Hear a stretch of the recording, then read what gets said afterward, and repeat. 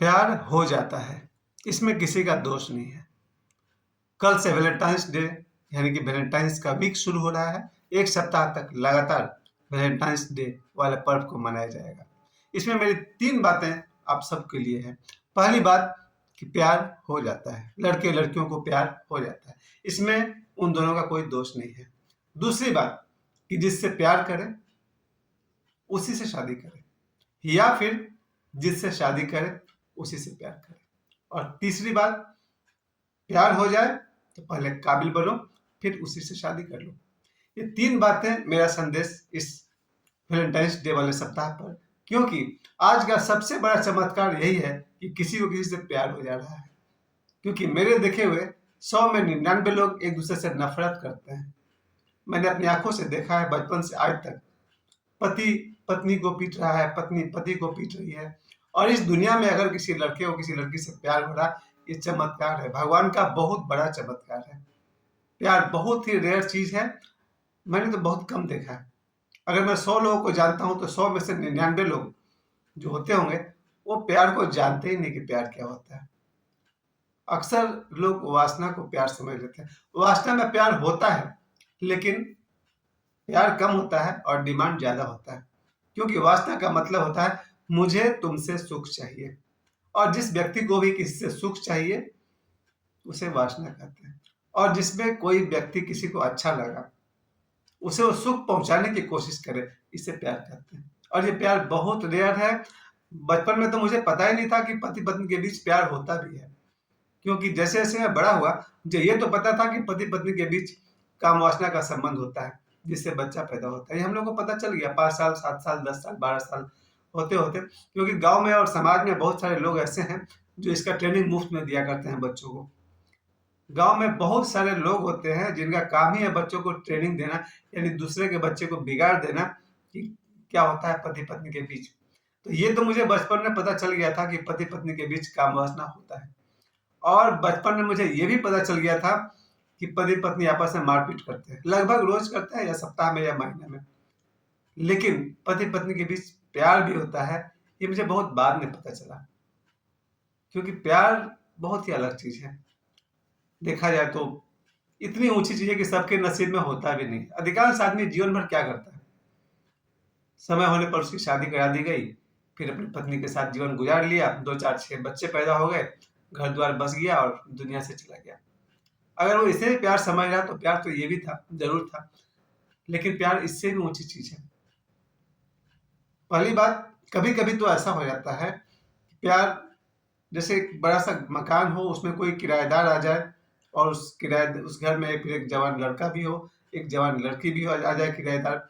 दोनों को साथ रहते रहते, हो सकता है लड़की थोड़ा सा सुंदर दिखती हो या नहीं भी दिखती हो सकता है लड़की का व्यवहार अच्छा हो सकता है लड़की की आवाज अच्छी हो सकता है लड़की ही अच्छी हो और उस लड़के को अच्छा लगे, हो जाता है।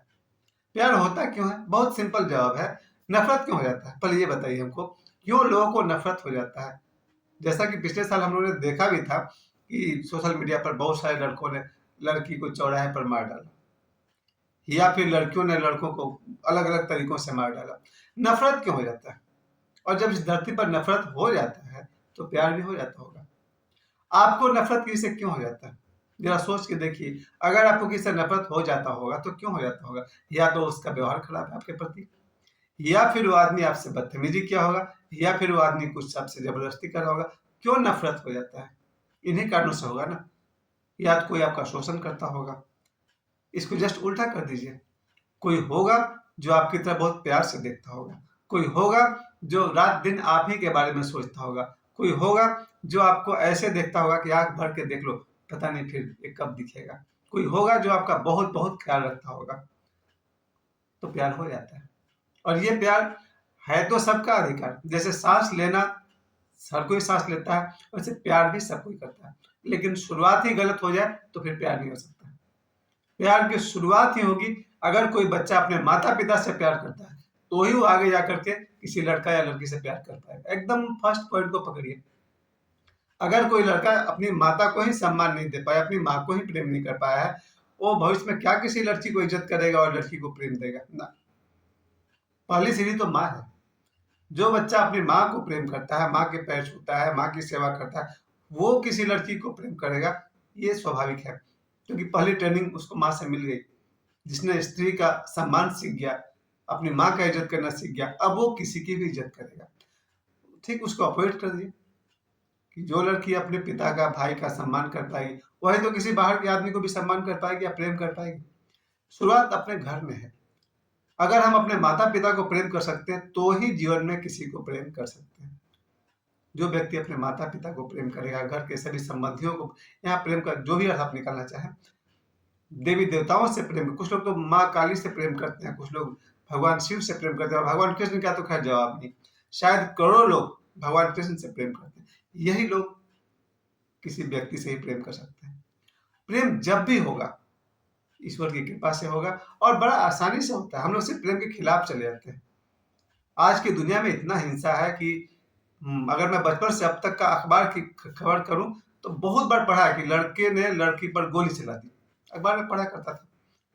जिस धरती पर लड़के लड़कियों को गोली चला सकते हैं, वहां कोई तो लड़का होगा जो किसी लड़की से प्रेम भी करता होगा। जरूर करता, क्यों नहीं। दुनिया में हाँ, मिसाल थोड़ा अलग है। भगवान राम को एक ही से प्रेम हुआ और फिर जीवन में दोबारा उस लेवल का प्रेम किसी नहीं हुआ। माता सीता से उनका प्रेम था। फिर कुछ युग के बाद भगवान कृष्ण आते हैं, उनके बहुत सारे प्रेम है। 3 पत्नी, 8 पत्नी, 16, 108 पत्नी। भगवान कृष्ण की अनंत पत्नी है। ऐसा नहीं कि वो अपनी पत्नियों से प्रेम नहीं करते थे। यानी कि प्रेम किसी से भी हो सकता है और एक आदमी को एक से अधिक से भी प्रेम हो सकता है। हालांकि इसका जो कारण है वो आध्यात्मिक है और आध्यात्मिक कारण यही है कि एक आदमी इस धरती पर लाखों करोड़ों बार जन्म ले चुका है। ये मैं अध्यात्म की दृष्टि से बता रहा हूँ, गीता की दृष्टि से बता रहा हूँ, श्रीमद् भागवत गीता के अनुसार बता रहा हूँ।